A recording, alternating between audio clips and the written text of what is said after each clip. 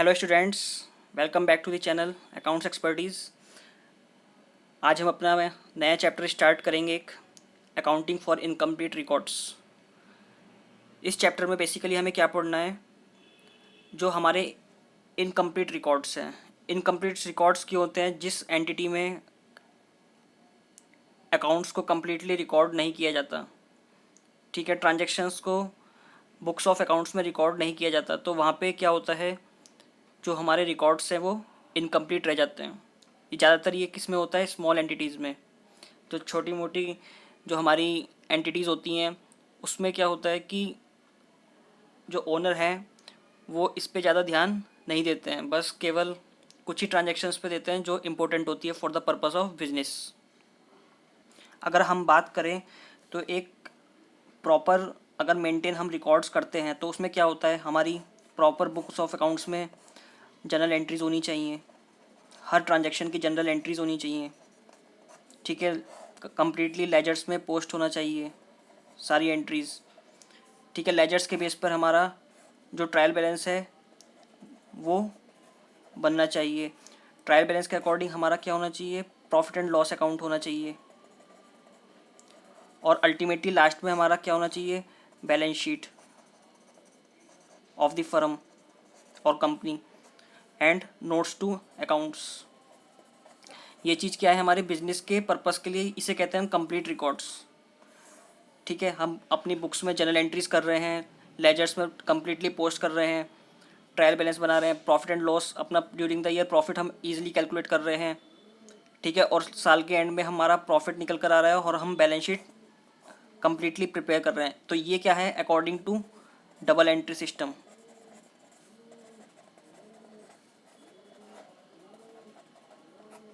ठीक है। लेकिन डबल एंट्री सिस्टम क्या कहता है? दोनों चीज़ क्या होना चाहिए? Transactions debit as well as credit. अगर हमारा ये जो रूल है अकाउंटिंग का, ये क्या है? रूल ऑफ अकाउंटिंग क्या कहता है कि हमारा जो सिस्टम जो हम अडॉप्ट करते हैं वो क्या होना चाहिए? ये रूल ऑफ अकाउंटिंग क्या है कि हमारा जो बुक्स ऑफ अकाउंट्स है उसमें जो एंट्रीज होनी चाहिए वो डबल एंट्री सिस्टम पे होनी चाहिए। एक इफेक्ट डेबिट, दूसरा क्रेडिट। अगर हम इस चीज़ को फॉलो नहीं करते हैं तो that is our this is our incomplete records, ठीक है। तो हमारी जो भी बुक कीपिंग होनी चाहिए, मतलब कि हम बुक जो मेंटेन कर रहे हैं अपनी बुक्स ऑफ अकाउंट्स, उसमें जो हमारी एंट्रीज होनी चाहिए वो डबल एंट्री सिस्टम पे बेस होनी चाहिए और हर ट्रांजेक्शन्स रिकॉर्ड होनी चाहिए और डबल एंट्री सिस्टम के बेसिस पर रिकॉर्ड होनी चाहिए।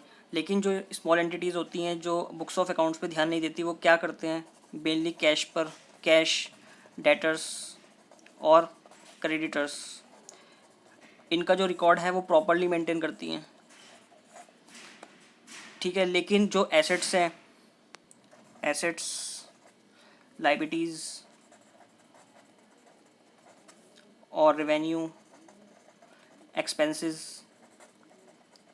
इन्हें प्रॉपरली बुक्स ऑफ अकाउंट्स में रिकॉर्ड नहीं करते हैं, प्रॉपरली नॉट रिकॉर्डेड, या कहो और पार्शली रिकॉर्डेड।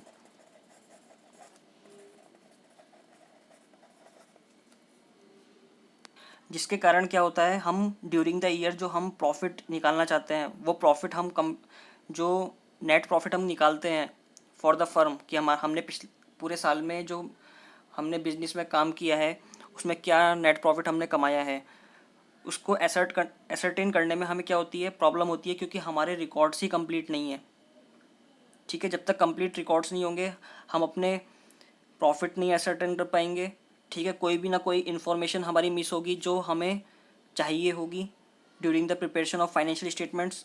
क्योंकि हम क्या करते हैं, लास्ट में क्या बनाते हैं साल में? Profit and loss and balance sheet. और बैलेंस शीट की कोई आइटम हमारी मिस हुई तो क्या होगा?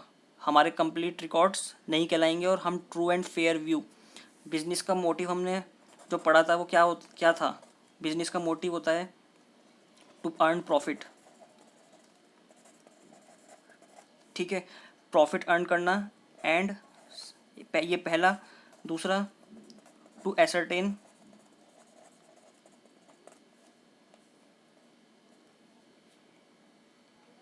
The financial position and amount of assets and liabilities at the end of year. Business का मोटिव क्या होता है हमारा कि हमने साल में to earn profit during the year, हमने साल में कितना प्रॉफिट कमाया। दूसरा, जो हमारा फाइनेंशियल पोजीशन क्या चल रही है बिजनेस की, और हमारे एसेट्स और लायबिलिटीज़ की जो अमाउंट है वो क्या रिफ्लेक्ट कर रही है साल के एंड में। तो अब हमें क्या करना है कि हमारे पास जो भी मैक्सिमम इन्फॉर्मेशन, हमारे पास जो इनकम्प्लीट रिकॉर्ड्स है, इसके बेस पर जितने भी हम मैक्सिमम इन्फॉर्मेशन इस इनकम्प्लीट रिकॉर्ड से निकाल सकते हैं, मैक्सिमम इन्फॉर्मेशन यूजेबल, जितनी भी हम इसमें मैक्सिमम इन्फॉर्मेशन जो हमारी यूज़ की है वो हम निकाल कर क्या करें, अपने प्रॉफिट ड्यूरिंग द ईयर निकालें और financial position during the year in the form of profit and loss account and balance sheet हम क्या कर सकें, प्रिपेयर कर सकें। तो हमारे इस चैप्टर की समरी क्या है कि जो हमारे पास बुक्स ऑफ रिकॉर्ड्स जितनी भी हमारे पास अवेलेबल इन्फॉर्मेशन है उसके बेस पर हमें, हमारे पास जो इनकम्प्लीट रिकॉर्ड्स हैं उसके बेस पर हमें क्या निकालना है, अपना profit during the years, financial position during the year in the form of profit and loss and balance sheet. And कोई भी अगर मिसिंग इन्फॉर्मेशन है तो उस मिसिंग इन्फॉर्मेशन को भी हमें किसके बेस पर निकालना है, जो अवेलेबल इन्फॉर्मेशन है। अब बात आती है कि हमारे इनकम्प्लीट रिकॉर्ड्स होने का रीज़न क्या है। इसके रीज़न क्या है हमारे पास, सबसे पहला रीज़न क्या है कि लैक ऑफ प्रॉपर नॉलेज।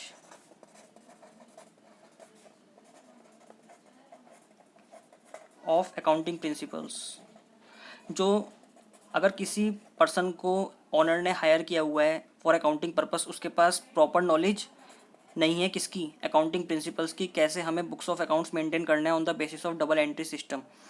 ठीक है, तो lack of proper knowledge of accounting principles, जिसके कारण हमारे जो रिकॉर्ड्स हैं वो इनकम्प्लीट हैं। Number second, that is inexpensive. Inexpensive क्यों, कि किसी भी पर्सन को हायर कर लिया जो स्पेशलाइज्ड नहीं है किस में, अकाउंटिंग में, तो उसने जो books of accounts record maintain किए हैं वो डबल एंट्री सिस्टम पे नहीं किए, क्योंकि उसको प्रॉपर नॉलेज नहीं है। और क्या सोचा कि ये तो इनएक्सपेंसिव, मतलब कि ओनर क्या चाहता है, मतलब कि inexpensive,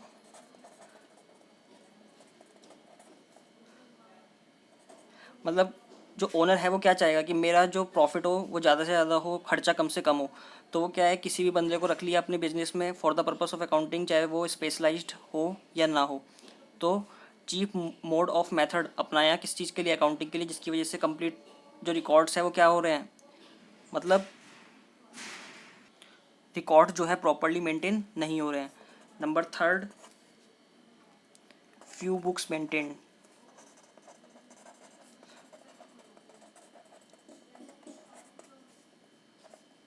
due to less time consuming.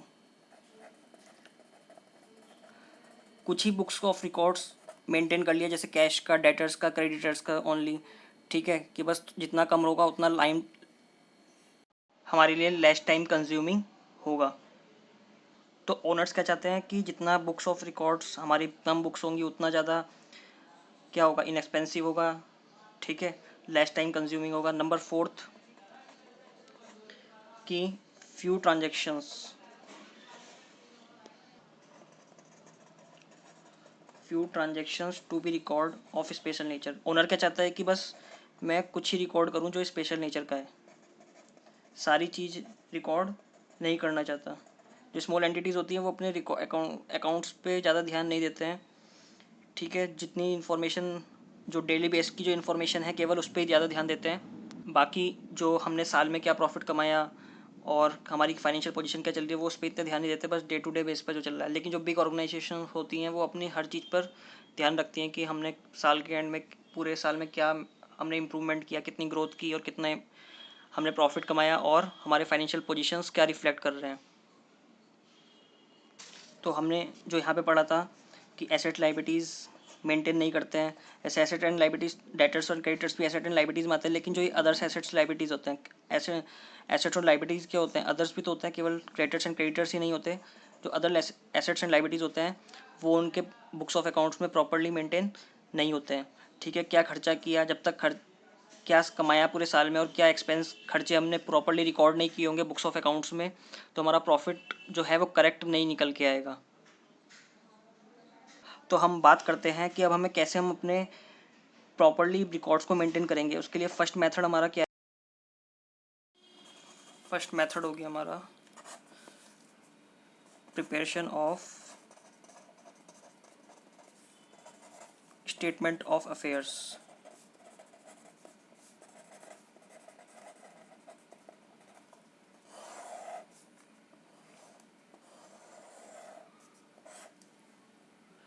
तो इसमें हमें क्या करना पड़ेगा, इसमें हमारे एट द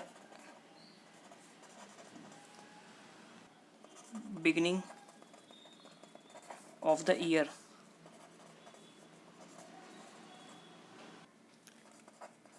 कैपिटल का बैलेंस निकालना होगा। ऐसे ही हमें साल के एंड में eight the end of the year capital का बैलेंस निकालना होगा।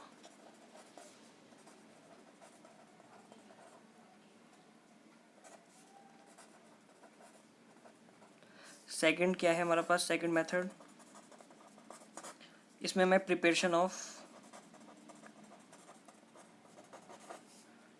Trading and profit and loss account,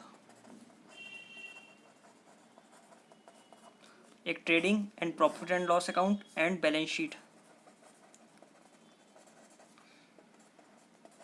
trading and profit and loss account किस लिए? ट्रेडिंग अकाउंट ग्रॉस प्रॉफिट के लिए for GP, profit and loss account for net profit and balance sheet for reflecting the financial position of the company, financial position and assets and liabilities of company. ठीक है, इस method को कहते हैं हम statement of affairs method, statement of affairs method या और net worth method. ठीक है, इसको हम कहते हैं conversion method.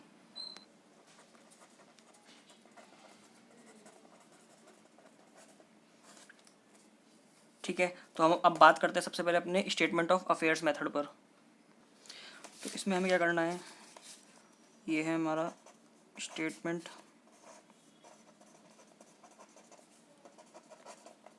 Of affairs method.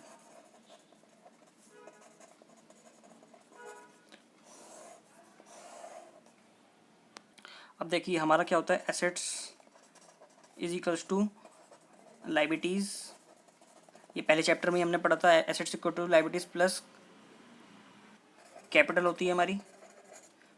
ठीक है, तो अब देखो हम इसका फॉर्मेट बनाते हैं। ये हमारी क्या है, बैलेंस शीट, इसमें एसेट्स है हमारी, ये हमारी एसेट्स है and this is our liabilities. ये हमारा क्या होती है, डेबिट साइड एंड ये क्रेडिट साइड। जो हम लेजर बनाते हैं उसमें क्या होता है, हमारी डेबिट साइड इधर होती है, क्रेडिट साइड इधर होती है, लेकिन बैलेंस शीट में उल्टा होता है। ये हमारी डेबिट साइड, हम सभी एसेट्स को डेबिट करते हैं और हमारी क्रेडिट साइड में क्या होता है, सारी लायबिलिटीज़ होती है। तो हमें क्या करना है, स्टेटमेंट ऑफ अफेयर्स बनाने हैं। तो स्टेटमेंट ऑफ अफेयर्स बनाने के लिए स्टेटमेंट ऑफ अफेयर्स, अब देखो स्टेटमेंट ऑफ अफेयर्स और बैलेंस शीट का बिल्कुल सेम फॉर्मेट है। ऐसे जैसे यहाँ पे लायबिलिटीज़ है वैसे यहाँ पे भी लायबिलिटीज़ है, और जैसे यहाँ पे एसेट्स हैं यहाँ पे भी एसेट्स हैं, लेकिन फ़र्क क्या है कि ये प्रॉपर फॉर्म में होती है हमारी। ठीक है, बैलेंस शीट में क्या होती है, डबल एंट्री सिस्टम के बेस पर हम जो रिकॉर्डिंग करते हैं ट्रांजैक्शंस बुक्स ऑफ अकाउंट्स में, उसी के बेस पर हमारी बैलेंस शीट बनती है। ये this is our proper record maintenance in the form of balance sheet. And statement of affairs क्या है, हम एक जिसे कहते हैं कि एक टेम्प्रेरी बेस पर हम इसको यूज़ कर रहे हैं, किस चीज़ के लिए, अपनी नेट कैपिटल निकालने के लिए।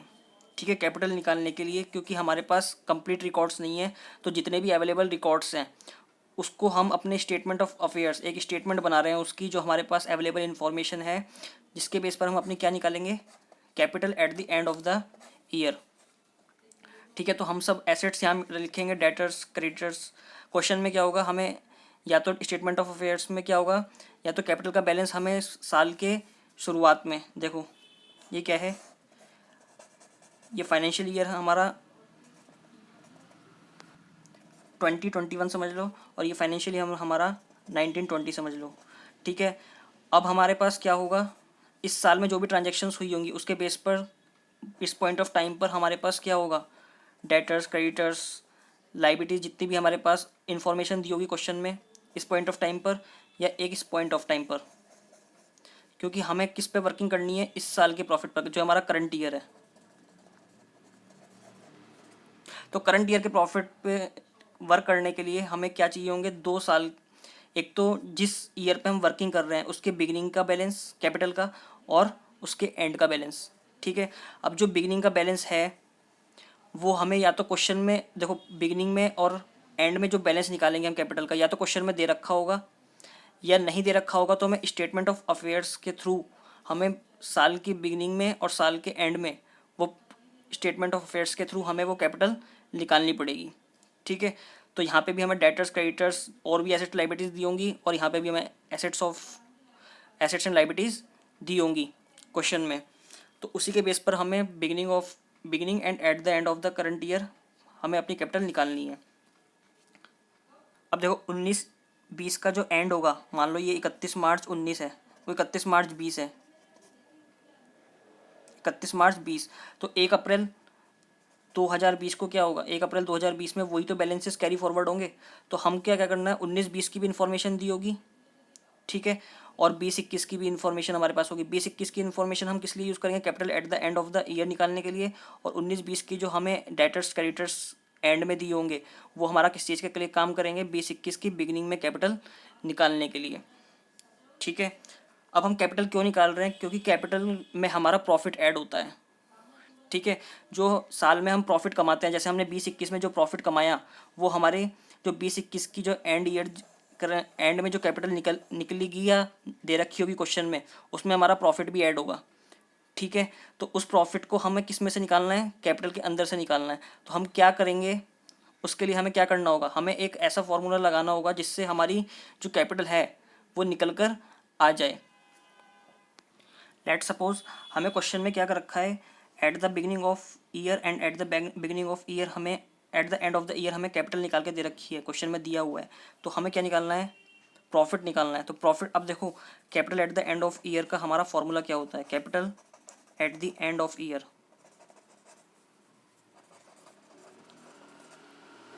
तो हमें इस पॉइंट ऑफ टाइम की कैपिटल निकालनी है। ठीक है, तो उसमें हमें क्या करना होता है, जो बिगिनिंग ऑफ द ईयर जो हमने प्रॉफिट, वो सॉरी कैपिटल जो हमारी बिगिनिंग ऑफ ईयर थी, तो capital at beginning of year plus, अब हमने जब 1 अप्रैल 2020 को हमारी जो कैपिटल थी, उसके बाद हमने कुछ और भी तो कैपिटल इंट्रोड्यूस की होगी साल के दौरान 20-21 में, तो न्यू कैपिटल इंट्रोड्यूस्ड।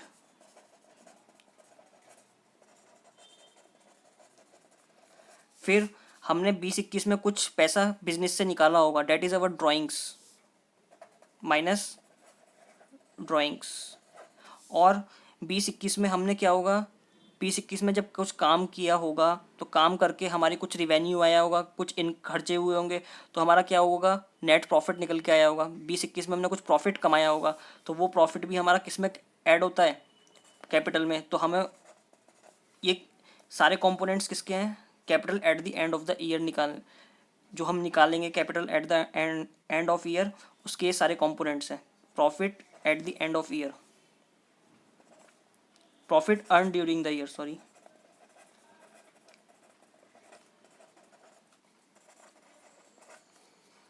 ठीक है।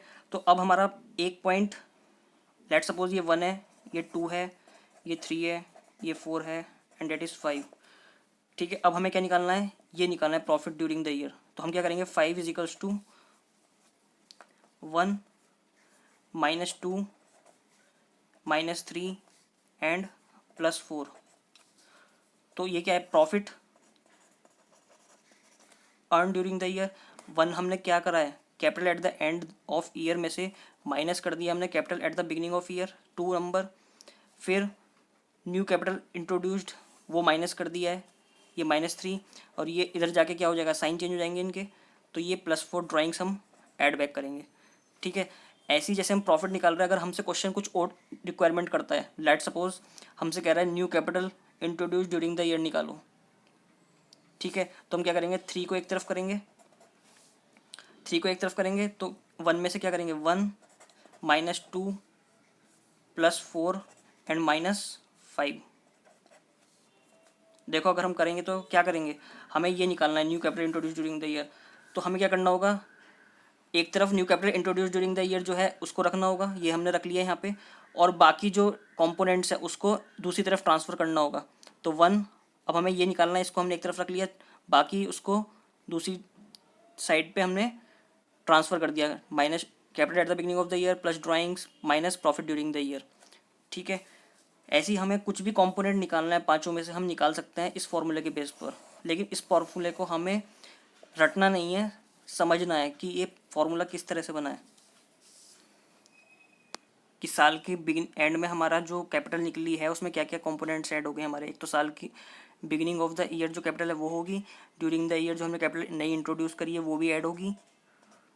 ठीक है, जो ड्राइंग्स हमने पैसा निकाला होगा वो निकालने के बाद लास्ट की जो कैपिटल आ रही है। अब हम क्या है, हमारे पास एक तो ये फॉर्मूला है, और दूसरा वे भी हमारे पास है कि हम क्या कर सकते हैं, कैपिटल अकाउंट भी बना सकते हैं। अगर हमें कुछ भी निकालना है, कैपिटल अकाउंट में क्या करते हैं, by balance BD, credit balance होता है हमारा कैपिटल का, तो ये निकल गया, ये दे रखा है अगर क्वेश्चन में। ठीक है, हमें प्रॉफिट ड्यूरिंग द ईयर निकालना है, तो क्लोजिंग कैपिटल भी हमें दे रखी होगी क्वेश्चन में, या हमें निकालनी होगी स्टेटमेंट ऑफ अफेयर्स के थ्रू। तो टू बैलेंस CD, ये हमारी क्लोजिंग कैपिटल आ जाएगी यहाँ पे, ये opening capital that is beginning of year, और ये closing capital that is eight the end of year. हमारी ड्राइंग्स क्या होती हैं, ड्राइंग्स की एंट्री क्या करते हैं हम, capital account debit to drawings, तो 2 ड्राइंग्स हो गई। और कैपिटल हम जब नई इंट्रोड्यूस करते हैं बिजनेस में तो क्या एंट्री करते हैं, cash account debit to capital, तो क्या होगी, बाय कैश, ये आएगी। ठीक है, तो अब देखो हमारी साइड क्या होगी, या तो इस तरफ बैलेंसिंग फिगर आएगी या इस तरफ बैलेंसिंग फिगर आएगी। अगर बैलेंसिंग फिगर इस तरफ आ रही है तो क्या होगा, by profit earned during the year, ये क्या है, बैलेंसिंग फिगर। क्योंकि हमने 4 चीज़ें दे रखी हैं क्वेश्चन में, तो हमने 5वीं चीज़ निकाल ली आराम से, ये बैलेंसिंग फिगर हो जाएगी, प्रॉफिट जो निकल के आएगा। अगर ये वाली साइड ज़्यादा आ रही है और ये कम आ रही है तो यहाँ पे क्या होगा हमारा, to loss incurred during the year. ऐसे इसी तरह इसमें जो हमने यहाँ पे प्रॉफिट निकाला था, तो प्रॉफिट में क्या होगा, यहाँ पे लॉस भी हो सकता है। अगर ये बैलेंस निकाल के हमारा नेगेटिव आ रहा है, इनका बैलेंस निकाल के हमारा नेगेटिव आ रहा है तो लॉस होगा, और अगर ये पॉजिटिव आ रहा है तो प्रॉफिट होगा, नेगेटिव आ रहा है तो लॉस होगा। तो हमारी जो प्रॉफिट की ट्रांसफ़र की एंट्री होती है, हमारा साल में मान लो 20,000 प्रॉफिट आया, लेट सपोज 20,000 प्रॉफिट आया, तो हम जब कैपिटल हमारा प्रॉफिट हमें पता चल जाता है इतना है, तो प्रॉफिट भी तो हमारी क्या है, एक तरह से हमारा बिजनेस का पार्ट है, हमारी कैपिटल का पार्ट है, वो हमारी पूंजी में ही जाके ऐड होगा, जो हमने बिजनेस में पूंजी लगा रखी है अपनी। ठीक है, तो इसकी एंट्री हम क्या करेंगे, क्या एंट्री बनी हमारी इससे, profit and loss account debit to capital account,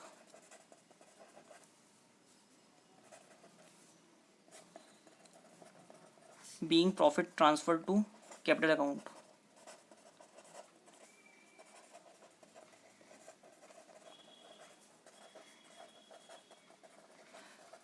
और अगर लॉस होता है तो क्या एंट्री होगी, capital account debit to loss to profit and loss account being loss transferred. Loss क्या, प्रॉफिट क्या करता है, हमारी कैपिटल को बढ़ाता है और लॉस हमारी कैपिटल को कम करता है टू कैपिटल अकाउंट। अब मान लो हमारी बिगिनिंग ऑफ द ईयर ये कैपिटल थी, ठीक है, लेकिन लॉस आ गया हमारा, यहाँ पे लॉस हमने डाल दिया, लेट सपोज 1 लाख यहाँ थी, लॉस हमने यहाँ 20,000 डाल दिया है, ठीक है, तो 80,000 कैपिटल रह गई ना हमारी, कम हो गई। और अगर प्रॉफिट हुआ होता तो हमारी कैपिटल 1 लाख है, अगर 20,000 प्रॉफिट करेंगे तो क्लोजिंग कैपिटल क्या आएगी, अगर हमारी कोई ड्राइंग्स या हमने कोई नई इंट्रोड्यूस नहीं की कैपिटल, तो 1 लाख प्लस 20,000 कितनी आएगी क्लोजिंग कैपिटल, 1,20,000। तो प्रॉफिट से हमारी कैपिटल इंक्रीज होती है और लॉस से हमारी कैपिटल कम होती है। तो हम बात कर रहे थे कि हम स्टेटमेंट ऑफ अफेयर्स का हमारा जो मेथड है उसका फॉर्मेट भी क्या होगा। फॉर्मेट देखते हैं हम। स्टेटमेंट ऑफ अफेयर्स, अगर क्वेश्चन में हमें साल के बिगिनिंग में, जैसे कि हमने यहाँ पढ़ा था, साल के बिगिनिंग में कैपिटल का बैलेंस दे रखा है लेकिन क्लोजिंग नहीं दे रखा है, तो हम केवल क्लोजिंग का स्टेटमेंट ऑफ अफेयर्स बनाएंगे। और अगर हमें दोनों ही बैलेंसेस नहीं दिए हुए हैं, ना साल के बिगिनिंग में और ना साल के एंड में, तो हमें दोनों साल के स्टेटमेंट ऑफ अफेयर्स, एक ही स्टेटमेंट ऑफ अफेयर्स में दोनों के बैलेंस डालकर क्लोजिंग कैपिटल निकालनी होगी। जैसे स्टेटमेंट ऑफ अफेयर्स, तो क्या होगा इसमें, ये हमने दोनों तरफ एसेट लाइबिलिटीज़। अब लेट सपोज हमें 2 साल का ही बनाना है, बिगनिंग का भी और एंड का भी, तो हम दोनों में इसमें क्या करेंगे, एक कॉलम और ऐड कर देंगे, ठीक है। तो ये हमारी क्या होगी, लाइबिलिटी साइड,